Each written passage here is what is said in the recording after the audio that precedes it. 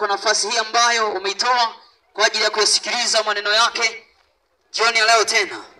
Ujumbe ninaokuletea katika wakati huu unasema ya kwamba ufanyeje ili uingie mbinguni.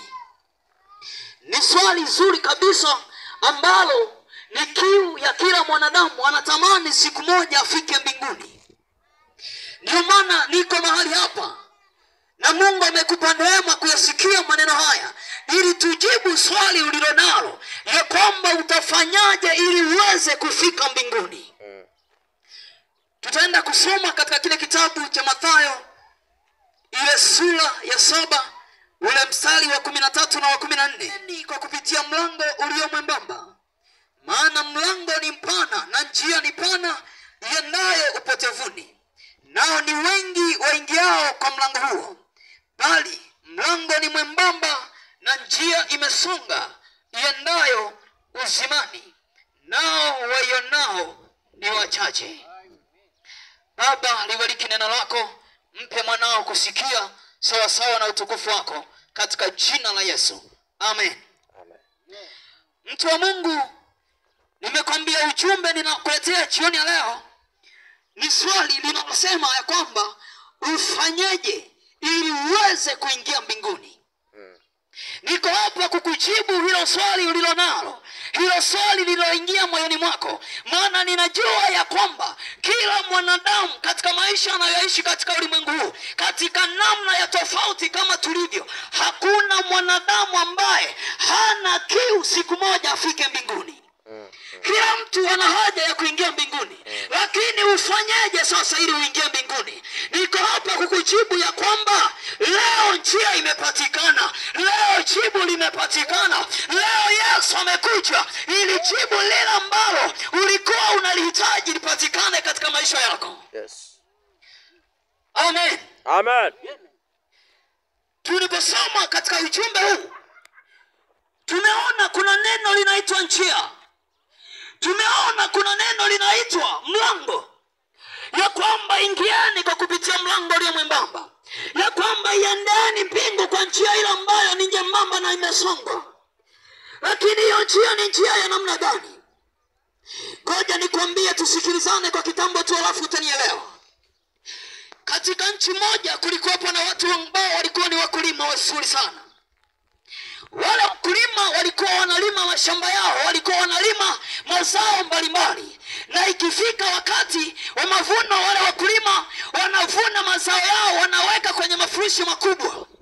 Na walikuwa wanavuna kama mfumo ambao ulikuwa unatumika siku za leo, jinsi wanavyovuna chai, wanaweka kwenye mafurushi ambayo wanaweka mgongoni. Sasa katika ile nchi kulikuwapo na uzinduzi wa treni ambayo ilikuwa inapita mahali pale kwa ajili ya kuwasaidia wale wakulima ili waweze kubeba bidhaa zao, ili waweze kuzipeleka sokoni. Bwana Yesu asifiwe. Amen. Bwana Yesu asifiwe. Amen. Siku moja hilo treni ilipofika, wale wakulima wakawa wamejiandaa, wako station, wameisubiri kwa hamu kubwa kwamba wamepata usafiri wa haraka wa kuweza kufikisha bidhaa zao kwa wakati katika soko ili waweze kuuza kwa wakati. Lakini jambo moja lilitokea, ile treni ilikuwa na mlango mwembamba, alafu wale wakulima walikuwa wamebeba zile bidhaa zao katika mafurushi makubwa, wameiweka mgongoni, wanalazimisha kuingia kwenye treni. Wakati wanalazimisha kuingia kwenye treni, mlango wa ile treni ulikuwa ni mwembamba, hawakuweza kuingia. Yule mhudumu aliyekuwa anahudumia akawaambia, subirini niwaambie, ili uweze kuingia ndani ya treni unatakiwa ushushe mzigo ulionao, tutaupakia baadaye, maana huo mlango hauwezi kubeba wewe uingie kwa wakati huo, na wakati umebeba furushi kubwa la bidhaa ulionayo.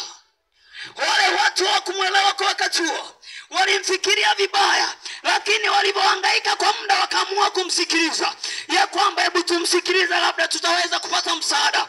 Wale watu walipochukua hatua ya kumsikiliza, wakashusha ile mizigo yao chini, wakaingia kwenye treni kwa urahisi.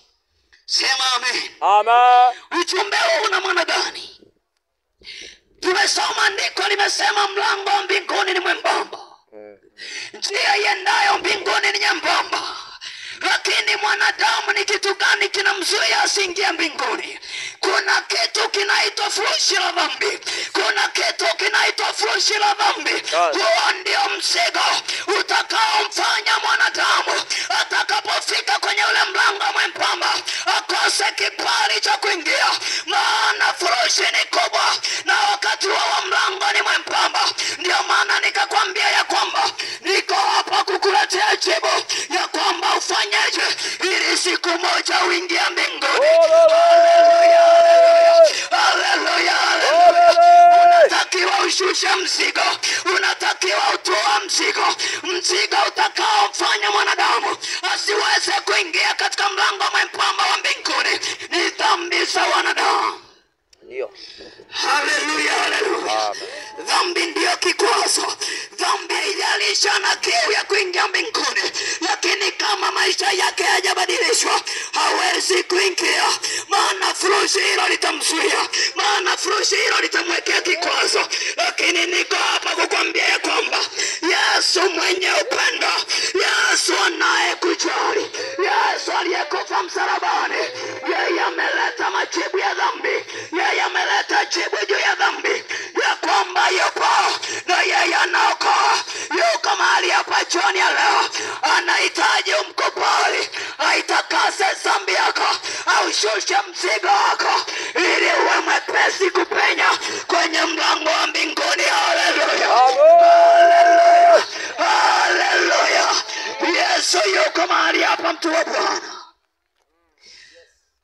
Jibu la nini cha kufanya ili uingie mbinguni ni kumkubali Yesu yeye ambaye ni Mwokozi. Ni kumkubali Yesu yeye ambaye ni Mwokozi. Yeye akasema hakuna mtu awezaye kwenda kwa Baba asipopita kwa njia ya mimi. Akasema mimi ndimi njia ya uzima. Kwa hiyo haijalishi unasali wapi, lakini kama una Yesu halisi mbinguni huwezi kuingia. Maana njia ya kumwendea Mungu aliye hai, njia ya kumwendea Mungu wa kweli ni njia ni moja tu. Njia ni moja tu. Njia ni Yesu wa Nazareti. Njia ni Yesu wa Nazareti. Njia ni Yesu wa Nazareti. Yeye ndiye lile lango, na yeye ili uingie kwake anatamani utue mzigo wa dhambi leo. Na huo mzigo unautua kwa namna gani? Ni kumkubali Yesu aliyekufia msalabani. Yeye ndiye alilipa deni la dhambi. Hakuna mwanadamu aliyestahili kufa kwa ajili yako. Yuko aliyekupenda, jina lake ni Yesu. Yeye akautoa uhai wake, akatoa uhai wake, akalipa gharama ya deni la dhambi tulilokuwa nalo wanadamu, ili mwanadamu awe na sehemu ya kuponea, ili kila mwanadamu anayetaka kuwa na mahusiano na Mungu awe na njia ya kumuunganisha. Yesu anatuunganisha na Mungu wetu. Tunapokuwa tumetenda dhambi, Mungu wetu anahusika, Mungu wetu anajisikia vibaya, lakini tunapomkubali mwanawe, tunapomkubali Yesu, njia ya mbinguni inafunguka, njia ya uzima inapatikana, njia ya ufalme inapatikana. Nikukubali msalaba, nikukubali njia ya Kristo, maana yeye ndiye njia ya uzima. Haleluya, haleluya, haleluya. La kufanya ili uingie mbinguni, jibu ni moja: mkubali Yesu.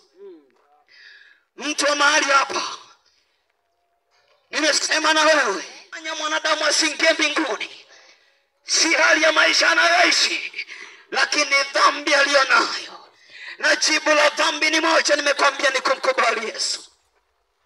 Yeye ndiye aondoaye, na yeye ndiye anayerejesha uhusiano wa Mungu na wanadamu. Popote pale unapotusikiliza, ninakupa tena nafasi nyingine.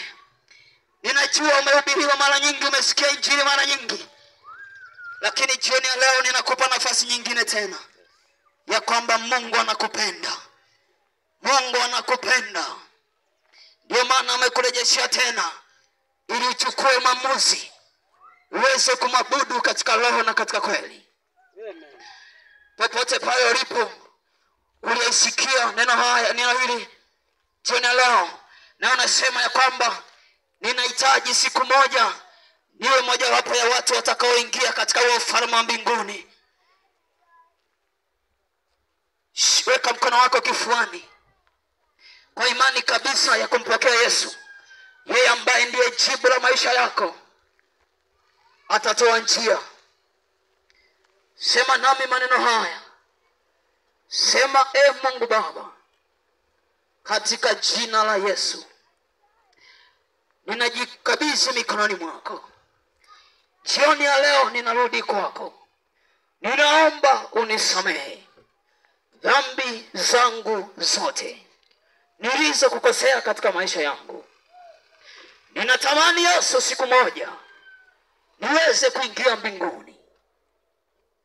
Ulifute jina langu kwenye kitabu cha hukumu, uliandike jina langu kwenye kitabu cha uzima wa milele, katika jina lako Yesu, amen. Amen. Mahali unapoumwa tutakuombea na Mungu atakuponya kwa imani. Tuombe. Baba Mungu, mtoto wako huyu ninamweka mikononi mwako. Ninatamka uzima na afya njema juu ya mwili wake. Huo udhaifu alionao ninauamuru umwachie sahihi katika jina lako Yesu. Wewe ni mponyaji, wewe Bwana unabadilisha. Asante kwa sababu umeokoa, asante kwa sababu umemponya mwanao, katika jina la Yesu, amen. Amen.